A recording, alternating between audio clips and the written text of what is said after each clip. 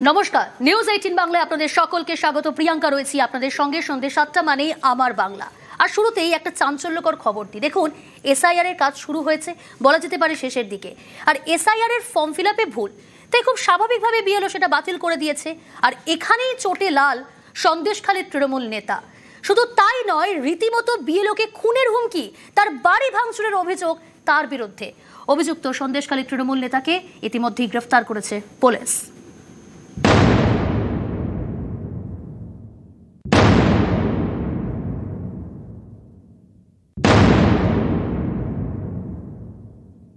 তুমি আমাদের জানাওনি কেন? তুমি কাটলে কেন? তোমার গাড়ি দেবো? তুমি কি রেহাই পাবে? ঘর বাড়ি তোর সব ভাঙচুর করে তোর হাত পা কুচে দেবো আমি একদম। রাত্রির মধ্যে তোর ঘর বাড়ি ভাঙচুর করে জয় করতে পারবি। বিএলওকে হুমকি, সন্দেশখালীতে গ্রেপ্তার তৃণমূল নেতা। উত্তর 24 পরগনার সন্দেশখালী 1 নম্বর ব্লক। এখানকার বয়ারমারি 1 নম্বর পঞ্চায়েতের একটি বুথের বিএলও দীপক মাহাতো বাড়ি বাড়ি ঘুরে এসআইআর ফর্ম জমা নিচ্ছেন। অভিযোগ, একটি ফর্ম ভেরিফিকেশনের সময় তিনি ভুল খুঁজে পান, পেন দিয়ে কেটে ফর্মটি বাতিল করেন।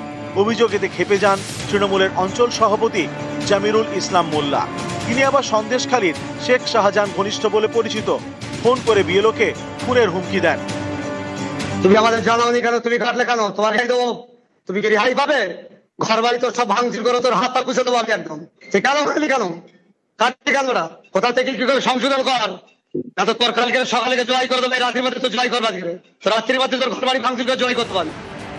শনিবারই সন্দেশখালী থানায় অভিযোগ জানান বিএলও। রাতেই গ্রেপ্তার তৃণমূল নেতা।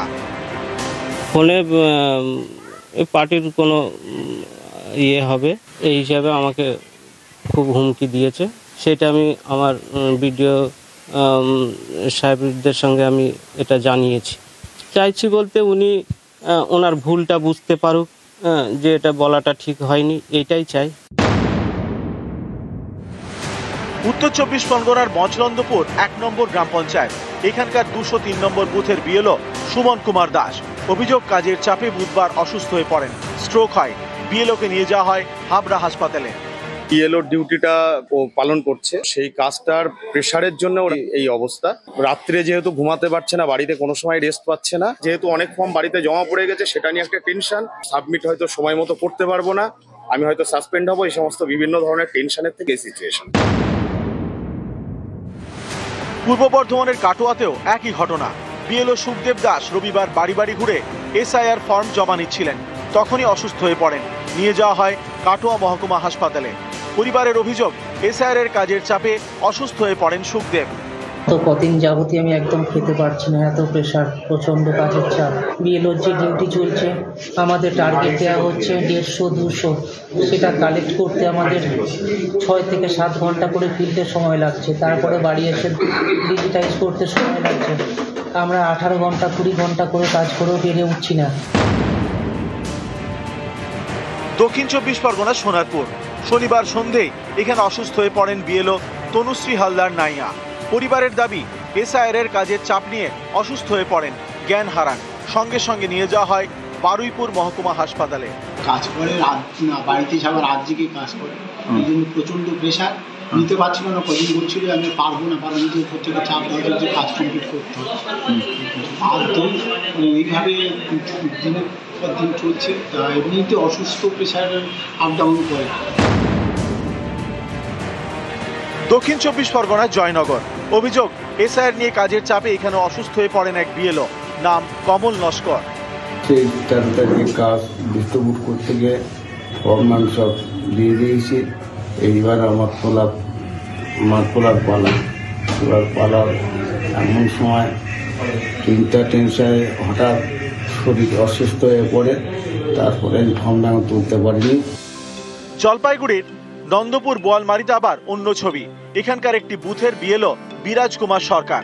সম্প্রতি তার বাবার মৃত্যু হয়েছে, তারপরও করে যাচ্ছেন এসআইআর এর কাজ। নিউজ 18 বাংলা।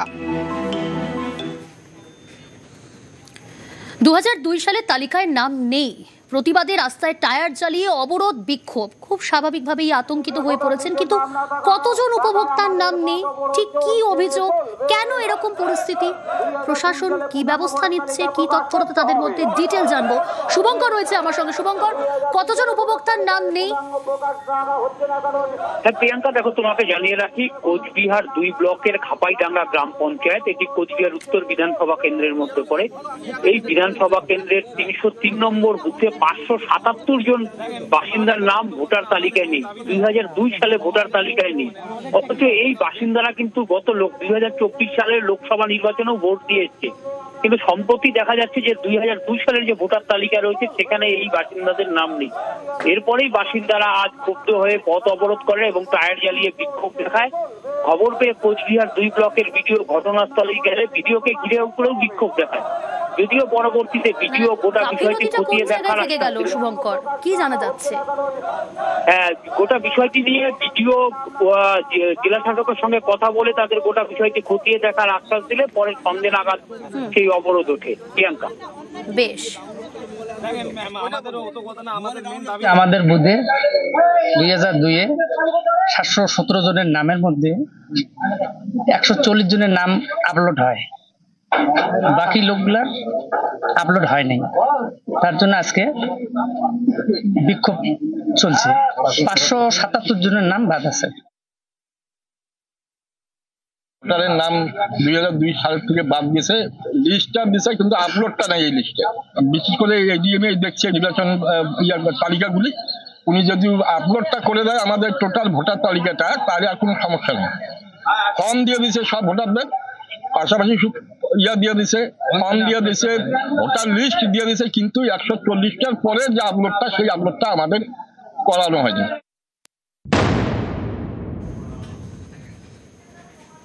বিএলও মৃত্যুতে শুভেন্দু অধিকারীকে নিশানা কল্যাণ বন্দ্যোপাধ্যায়।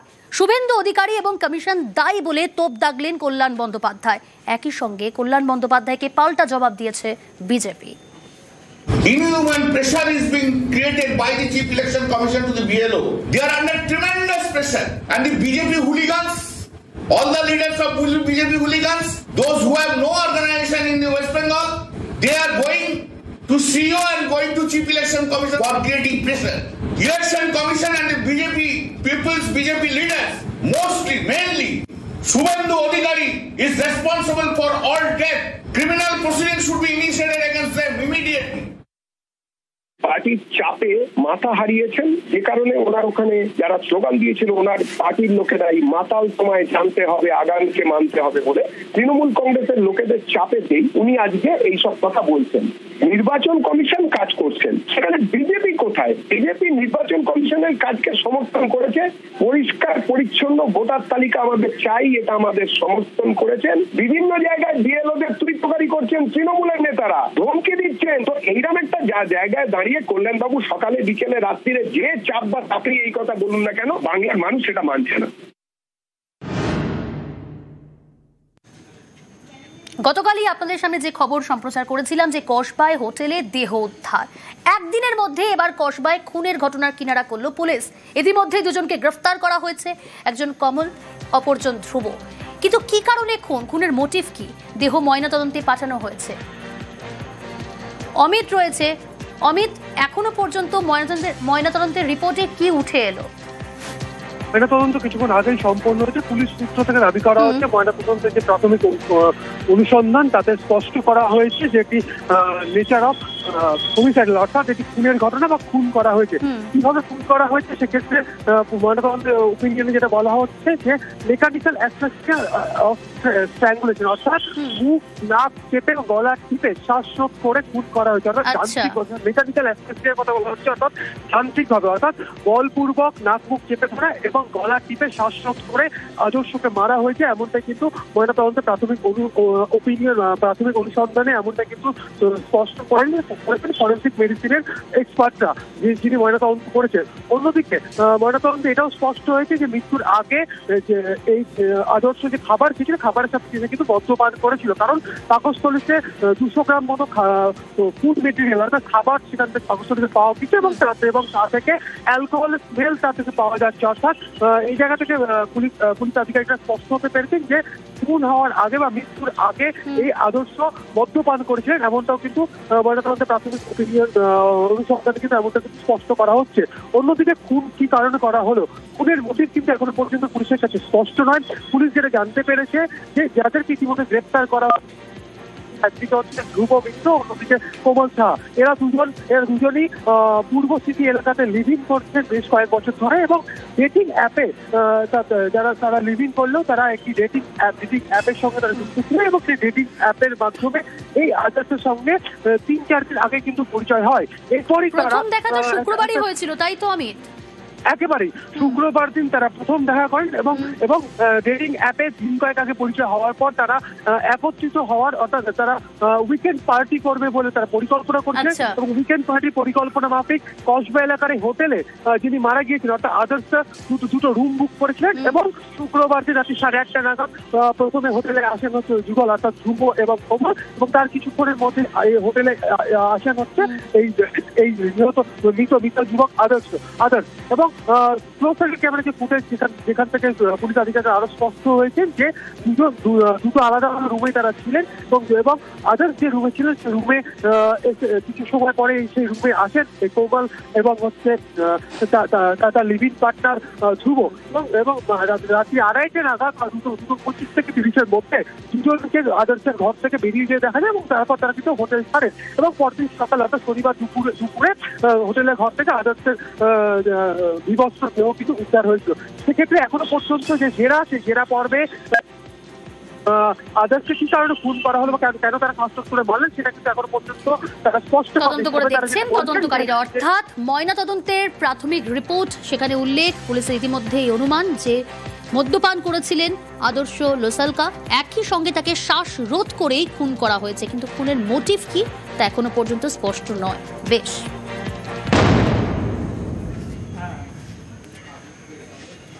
বরানগরে চলল গুলি, কারণ কি জানেন? পিসে মশাইয়ের সঙ্গে বিবাহ বহির্ভূত সম্পর্ক, স্ত্রীকে বাধা দেন স্বামী আর এতেই চোটে লাল। পিসে মশাইয়ের সঙ্গে ছক কষে স্ত্রী, বলা যেতে পারে পথের কাঁটা সরাতেই প্ল্যান করা হয়, তাই গুলি চালানোর ঘটনা ঘটে। ইতিমধ্যে এই ঘটনায় 4 জন অভিযুক্তকে গ্রেফতার করেছে পুলিশ।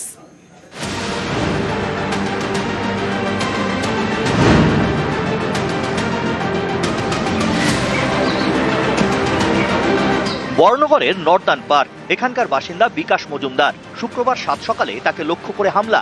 অভিযোগ, বাইকে করে পৌঁছয় 2 দুষ্কৃতী, একজন গুলি চালায়। অল্পের জন্য প্রাণে বেঁচে যান বছর 55 বিকাশ। সকালবেলায় ময়লাটা আমি ফেলতে আসি, ঠিক ওই সময় দেখলাম আমার পিছন দিয়ে দুটো ছেলে বাইকে করে ওখানে আপনার একজন দাঁড়িয়ে আমাকে ডাইরেক্ট ফায়ার করলো। কটা গুলি করে? তখন আমি সঙ্গে সঙ্গে আপনার এবার মাথায় নিচু বললাম, তখন গুলিটা বেরিয়ে গেল। যখন আমি দৌড়িয়ে বালতি ফেলে দৌড়িয়েছি বাড়িতে, তারপর দেখছি আমার এখান থেকে 4 জায়গা দিয়ে রক্ত বেরোচ্ছে এবং মুখের থেকে জ্বালা করছে, হাতে এইখানটায় বুকে এইখানটায় যে ছিটকিয়েছে বালুটা, মুখ পুরো জ্বালা করছে। কোনো শত্রু নেই আমার সাথে, কোনো শত্রু নেই। গুলি চালানোর ঘটনায় তদন্তে নামে বরানগর থানার পুলিশ। সিসি ক্যামেরার ফুটেজ এবং বাইকের নম্বর প্লেট ধরে শনিবার মেটিয়া বুরুজ থেকে প্রথম গ্রেপ্তার করা হয় শামীম লস্করকে। অভিযোগ, সেই গুলি চালিয়েছিল। তাকে জেরা করে মেলে চাঞ্চল্যকর তথ্য। পুলিশের দাবি, তদন্তে জানা গিয়েছে যাকে লক্ষ্য করে গুলি চালানো হয় সেই বিকাশ মজুমদারের স্ত্রী রেখা পাত্র। রেখার পিসেমশাই প্রবীর দে। অভিযোগ, দুজনের মধ্যে বিবাহ বহির্ভূত সম্পর্ক রয়েছে। জানতে পেরে স্ত্রীকে বাধা দেন বিকাশ। অভিযোগ, তখনই স্বামীকে সরাতে প্রেমিক পিসেমশাইয়ের সঙ্গে ছক কষেন রেখা। ভাড়াটে খুনি দিয়ে স্বামীকে লক্ষ্য করে গুলি চালানো হয়।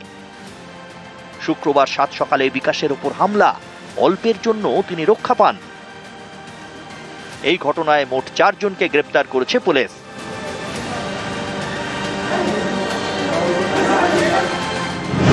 তদন্তকারীদের জালে বিকাশের স্ত্রী রেখা, রেখার প্রেমিক পিসেমশাই প্রবীর দে, এছাড়াও শামীম লস্কর এবং সুশান্ত আদক। বর্ণগর থেকে সুবীর দে, নিউজ 18 বাংলা।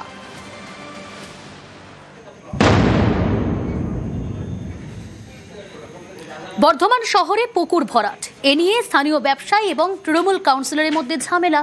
শুক্রবার রাতে একেবারে ধুমধুমার পরিস্থিতি, হাতাহাতি, মারধর, চলে গুলিও।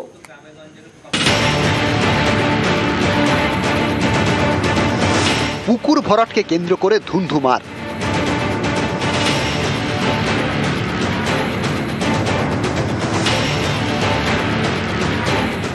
বর্ধমান শহরের 18 নম্বর ওয়ার্ড, এখানে বেশ কয়েকদিন ধরে একটি পুকুর ভরাট করা হচ্ছে।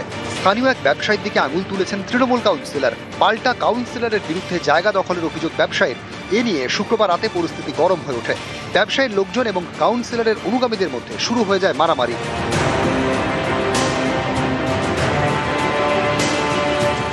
পুকুর বোঝানো নিয়ে অশান্তি, তাতে চলে গুলিও। পুকুর ভরাটকে কেন্দ্র নিয়ে কিছুদিন ধরে একটু পাড়াতে একটু অশান্তি চলছে। বাইরে থেকে লোক নিয়ে এসে হামলা চালাচ্ছে আর গুলি চালাচ্ছে। এটাকে জবাব দিতে হবে স্বামী আলীকে। কোনো কনস্ট্রাকশন এখানে আমরা কোনো কিছু করিনি। 250 লোক যখন জড়ো হয় এখানে এসে, তখন আমাদের পুলিশ যে সিকিউরিটি গার্ড ছিল, গানম্যান ছিল, এয়ার ফায়ার করেছিল। ওটা ফলস। বর্ধমানের গোলাহাটের ব্যবসায়ী সাবির আলী, তাঁর বাড়ির পাশেই পুকুর, সেটি ভরাট করা হচ্ছে। স্থানীয় কাউন্সিলরের অভিযোগ, এই পুকুর ভরাট করছেন ব্যবসায়ী এবং তার পরিবারের সদস্যরা। এ নিয়ে সম্প্রতি প্রতিবাদ করা হয় বলে দাবি। সেই থেকেই অশান্তি। অভিযোগ, শুক্রবার রাতে কাউন্সিলরের মামার উপর হামলা চালায় ব্যবসায়ী সাবির আলীর দলবল। কাউন্সিলরের লোকজন সেখানে গেলে তাঁদেরও মারধর করা হয়। ব্যবসায়ীর বাড়ি থেকে গুলিও চালানো হয় বলে অভিযোগ। পুকুর ভরাটকে কেন্দ্র নিয়ে কিছুদিন ধরে একটু পাড়াতে একটু অশান্তি চলছে। পুকুরটা ভরাট করছিল সাবির আলীর ছেলে, ওর মেয়ে, আর এবং হচ্ছে ওর শালা। পুকুর ভরাটটাকে যাতে অন্যদিকে মোড়টা ঘুরিয়ে নেওয়া হয়, সেইখানে ওখানে খেলা, ব্যাডমিন্টন খেলতে আমরা করে দেবো। বাইরে থেকে লোক নিয়ে এসে হামলা চালাচ্ছে আর গুলি চালাচ্ছে। এলাকাবাসী আতঙ্ক আছে। আমরা এটাকে জবাব দিতে হবে স্বামী আলীকে, যে ওনার বাড়ি থেকে কেন আজকে এখানে ফায়ারিং হলো। আমার মামাকে যখন মারধর করেছে, এবার মামা চিৎকার চাচামেচি করছে, তখন এলাকার লোক দৌড়ে গিয়ে বাঁচাতে গেছে, তখন এবার গুলি চালাতে আমরা করেছি। পাল্টা কাউন্সিলরের দিকে আঙুল তুলেছে ব্যবসায়ীর পরিবার। তাদের দাবি, কাউন্সিলর জায়গা দখল করতে চাইছেন। অভিযোগ, এর প্রতিবাদ করায় শুক্রবার কাউন্সিলর তাঁর দলবল নিয়ে বাড়িতে হামলা চালান। ব্যবসায়ীর বাড়িও ভাঙচুর করা হয়। কোনো কনস্ট্রাকশন এখানে আমরা কোনো কিছু করিনি। ওনাদের মেন সূত্রই হচ্ছে জায়গাটা দখল করব। 18 নম্বর ওয়ার্ডের প্রদীপ রহমান, ওদের ফ্যামিলি আমাদের বাড়িতে ভাঙচুর করে, হামলা করে, মারপিট করে। ওনার হাজবেন্ডকে মেরেছে, আমাকে মেরেছে। আমাদের বাড়িতে একটা সিকিউরিটি গার্ড ছিল, ওকে মারতে গেছে। 200-250 লোক যখন জড়ো হয় এখানে এসে, তখন আমাদের পুলিশ যে সিকিউরিটি গার্ড ছিল, গানম্যান ছিল, এয়ার ফায়ার করেছিল। ওটা ফলস। দুপক্ষই বর্ধমান থানায় অভিযোগ জানায়। ধরপাকড় শুরু করেছে পুলিশ। গ্রেপ্তার ব্যবসায়ীর বাড়ির নিরাপত্তা রক্ষী। গুলি চালালে কেন? আত্মরক্ষার জন্য। ক রাউন্ড চালিয়েছিলে? 1 রাউন্ড। কেউ বলেছিল চালাতে? না। বর্ধমান থেকে সন্দীপ পালের সঙ্গে শরদিন্দু ঘোষ, নিউজ 18 বাংলা।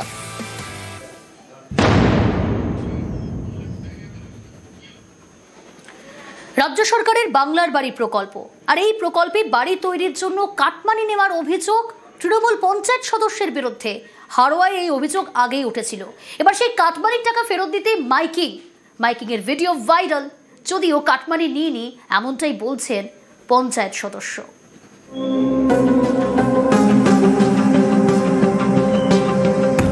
ঘর পাইয়ে দেওয়ার জন্য আপনাদের কাছে টাকা নিয়েছিল।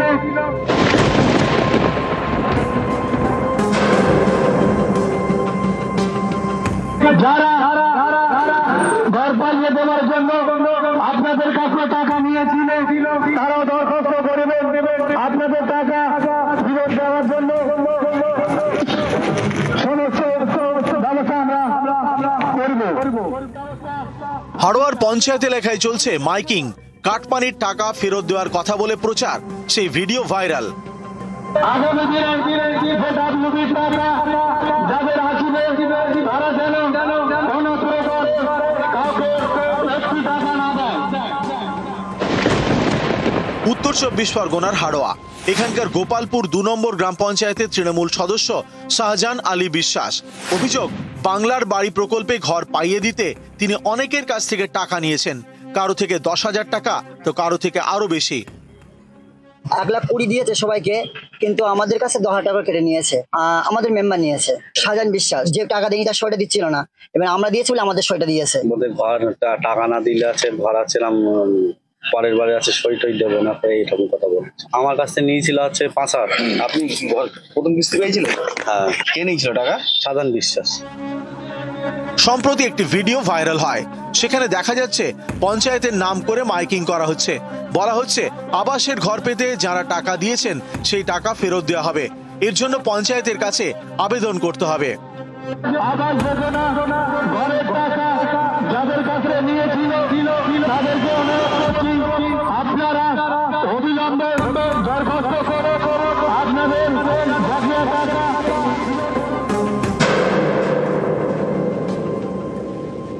সব তো রাজনৈতিক চক্রান্ত, একটা চক্রান্তের শিকার হচ্ছে।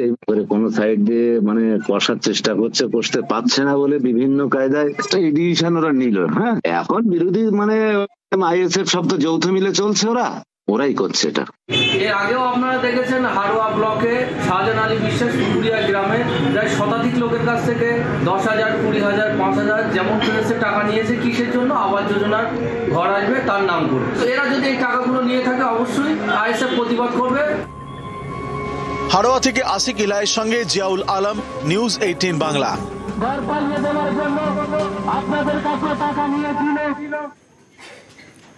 ভুয়ো জন্ম সার্টিফিকেটের পর এবার ডেথ সার্টিফিকেট, আর এই ডেথ সার্টিফিকেট তৈরি করে দেন পঞ্চায়েতের অস্থায়ী কর্মী। গোসাবায় পাঠানখালীতে জাল শংসাপত্রের জাল, অভিযুক্ত পঞ্চায়েতের অস্থায়ী কর্মী গৌতম সর্দার। 3,500 জন্ম শংসাপত্র তৈরির অভিযোগে আগেই গ্রেফতার।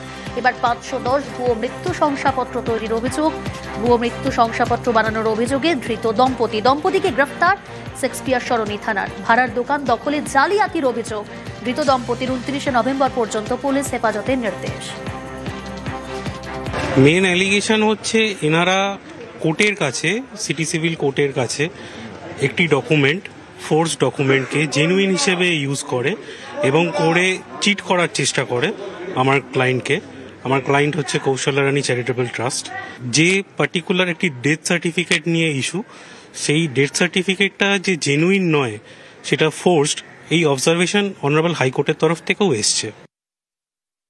ডেথ সার্টিফিকেটটা পোর্টালে অলরেডি আছে, এক্সিস্টিং পোর্টালে ছিল, ওইখান থেকে ভদ্রলোক আপলোড করেছিলেন।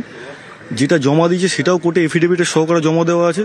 সুতরাং ওনার যদি কোনো রকম ফর্জারির কোনো রকম ইন্টেনশন থাকতো, it would have been file in the court. Landlord টেনেন্টের ঝামেলা ওই ডেথ সার্টিফিকেটটা নিয়ে এরা এখন চাইছে ওনাকে কোনোভাবে ফাঁসাতে। আমরা নেক্সট ডেতে নিশ্চয়ই কোর্টের কাছে এই জিনিসগুলো আবার তুলে ধরবো। গ্রুপ ডি চাকরির নামে প্রতারণা, ইতিমধ্যেই অভিযুক্তকে গ্রেফতার করেছে পুলিশ। তার বিরুদ্ধে লক্ষাধিক টাকা হাতানোর অভিযোগ। আরো ডিটেল জানবো, রাজু রয়েছে আমার সঙ্গে। রাজু, কতদিন ধরে এই প্রতারণা চক্র চলছে, কিভাবে জড়িত, কিভাবে পুলিশের জালে অভিযুক্ত? দেখো, প্রথমত বলে রাখবো যে এই দীপেন্দু পাল এবং তার সাথে বেশ কয়েকজন আরো রয়েছে যারা হয়তো সরকারি পদে বসে রয়েছে, তাদের সাথে যোগসাজশ রয়েছে এমনটাও মনে করা হচ্ছে। কারণ দীপেন্দু পাল জেলা পরিষদের যে গ্রুপ ডি, সেই গ্রুপ ডিতে চাকরি পাইয়ে দেওয়ার নাম করেই তাকে যে তার যে অ্যাপয়েন্টমেন্ট লেটার বা যে কাগজপত্র তাকে যে নথি দিয়েছে, সেই সমস্ত নথি পুরোটাই জাল করা হয়েছে। সেই নথি এবং সে যে টাকা দিয়েছিল, সেই টাকার ভিত্তিতে যখন সেই নথি নিয়ে সে সেখানে যায়, তখন সেই ব্যক্তিকে, সেই নথিকে জাল বলা হয়। এরপরেই এই বিষয় নিয়েই তারা থানায় গিয়ে অভিযোগ করেন এবং আজ অভিযোগের পরেই জামমনি থানার পুলিশ এই দীপেন্দু পালকে গ্রেফতার করে এবং ঝাড়গ্রাম আদালতে নিয়ে এসে পেশ করে। আদালতে পেশ করলে তাকে 4 দিনের পুলিশি হেফাজতের নির্দেশ দেওয়া হয়েছে। মূলত যেটা মনে করা হচ্ছে, এই যে গ্রুপ ডির যে চাকরির প্রতারণার, এই প্রতারণা চক্রে আরো বেশ কয়েকজন রয়েছে। এ শুধুমাত্র খদ্দের জোগাড় করতো, এর সাথে পেছন দিকে আরো বড় মাঠের মাথা রয়েছে এমনটাও মনে করা হচ্ছে। সেক্ষেত্রে গোটা বিষয়ে তদন্ত করছে পুলিশ এবং তাকে 4 দিনের পুলিশে হেফাজতে নিয়ে জিজ্ঞাসাবাদ করবে। তার সাথে আর কারা রয়েছে বা এই চাকরির জাল আর কোথায় কোথায় ছড়িয়ে রয়েছে, তার দিকেই পুলিশের তদন্ত শুরু হয়েছে। বেশ,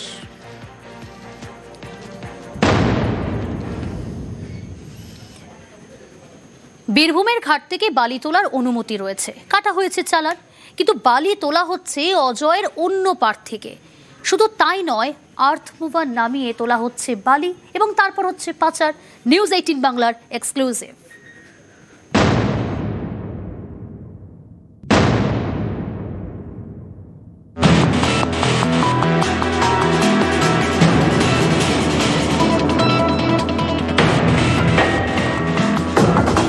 লুট হচ্ছে বালি, খালি হচ্ছে অজয়ের বুক, রোজ প্রকাশ্যে। এই দেখুন, নিউজ 18 বাংলায় এক্সক্লুসিভ। অজয় নদের বুকে নামানো হয়েছে আর্থ মুভার, তারপর অবাধে বালি চুরি। বীরভূমের ইলামবাজারের ইতাবপুর গা ঘেঁষে বয়ে গিয়েছে অজয়। ইতাবপুর থেকে বালি তোলার অনুমতি দিয়েছে প্রশাসন, সেখানে এখন বালি শেষ। তাই অজয়ের অন্য পারে অর্থাৎ পূর্ব বর্ধমানের আউশ গ্রামের ঘাটে নজর পড়েছে বালি মাফিয়ার। অভিযোগ, সেখান থেকে বালি তোলার অনুমতি নেই, তাই বীরভূমের ঘাটে চালান কেটে তোলা হচ্ছে পূর্ব বর্ধমানের ঘাটের বালি। অজয়ের বুকে আর্থ মুভার নামিয়ে চলছে বালি চুরি। আমি আমার ক্যামেরা পার্সনকে বলবো একটু ছবিটা দেখিয়ে রাখার জন্য, কিভাবে নদীর বুকে সাকশন মেশিন বসিয়ে, যেখানে নদীর বুকে সাকশন মেশিন অথবা নৌকা বসানো সম্পূর্ণ বেআইনি, ঠিক সেই জায়গাতে নদীর বুকে সাকশন মেশিন বসিয়ে বালি তুলে যাচ্ছে বালি মাফিয়ারা। এ নিয়ে প্রশাসনের বিভিন্ন দপ্তরে লিখিত অভিযোগ জানিয়েছেন স্থানীয়রা। স্থানীয়দের দাবি, এভাবে বালি তোলায় শুধু সরকারের রাজস্বের ক্ষতি হচ্ছে তাই নয়, বর্ষায় বাঁধ ভাঙারও আশঙ্কা। এসপি সাহেবের কাছে জানানো হয়েছে, ডিস্ট্রিক্ট ম্যাজিস্ট্রেটকে জানানো হয়েছে, এডিএম, ডিএল অ্যান্ড এলআরও, 3টে দপ্তরে অভিযোগ জানিয়েছি। বন্যাতে তো আমাদের এখানে ভয় থাকে প্রচুর, বন্যাতে মানুষ তো সব নদীর বাঁধে উঠে যায়, বা এখানে যারা বসবাস করে তারা এলাকাতে থাকে না। যারা বেআইনিভাবে বালি উত্তোলন করছে, যারা বেআইনিভাবে বালি চুরি করছে, তাদের বিরুদ্ধে যদি প্রশাসন ব্যবস্থা নেয়, আমরা এটুকু চাইছি। পূর্ব বর্ধমানের জেলাশাসক আয়েশা রানীর বক্তব্য, অভিযোগের সত্যতা খতিয়ে দেখতে স্পেশাল টিম পাঠানো হচ্ছে। কোনোভাবেই বালির বেআইনি কারবার বরদাস্ত করা হবে না। বেআইনি কাজে যুক্তদের গ্রেপ্তার করা হবে, তাদের বিরুদ্ধে কঠোর আইনি ব্যবস্থা নেওয়া হবে। বীরভূম থেকে ইন্দ্রজিৎ রুজ, নিউজ 18 বাংলা।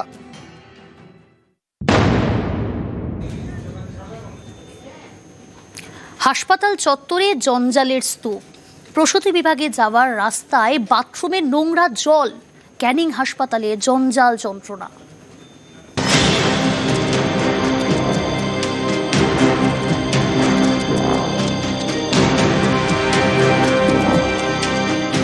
এটা ক্যানিং মহকুমা হাসপাতালের ছবি। রুগী নিয়ে এসেছি হাসপাতালে, নোংরার জন্য টিকা যায় না, যা বন্ধ দুর্গন্ধ, রুগীর সঙ্গে তার থেকে রুগী হয়ে যাবো আমরা। দক্ষিণ 24 পরগনার ক্যানিং মহকুমা হাসপাতাল হাজার হাজার রোগীর বড় ভরসা। সে হাসপাতালেরই শিশু বিভাগের পাশে আবর্জনা স্তূপ, দুর্গন্ধে টেকা দায়। সুস্থ মানুষ বসে থাকার মতো পরিবেশ নয়, এতটাই নোংরা চারদিকে পড়ে রয়েছে। রুগীকে সুস্থ করতে এসে আমরা সুস্থ মানুষ আবার অসুস্থ হয়ে পড়ব। শুধু আবর্জনা নয়, প্রসূতি বিভাগে যাওয়ার রাস্তায় বাথরুমের জল, সেই জল পাড়িয়েই যাতায়াত। অভিযোগ, মাসখানেক ধরেই দুর্ভোগ চলছে। জেনারেল ওয়েস্টটা আমাদের পঞ্চায়েতের থেকে তুলে নিয়ে যাওয়া হয়, কিন্তু দীর্ঘ 1 মাস ধরে আমাদের জেনারেল ওয়েস্ট একটা হিপ হয়ে গেছে, ফলে দুর্গন্ধ ছড়াচ্ছে। আমি অলরেডি বিডিও সাহেব এবং এসডিও সাহেবকে জানিয়েছি, চিঠি করেছি এবং রিমাইন্ডার লেটারও দিয়েছি। তারা বলেছেন যে আমরা ব্যাপারটা দেখছি। আমার চেয়ারম্যান স্যারকে জানিয়েছি, স্যারও বলেছেন ঠিক আছে, আমরা খুব দ্রুত সম্ভব এটা দেখার চেষ্টা করব। দক্ষিণ 24 পরগনা থেকে অনুপ বিশ্বাস, নিউজ 18 বাংলা।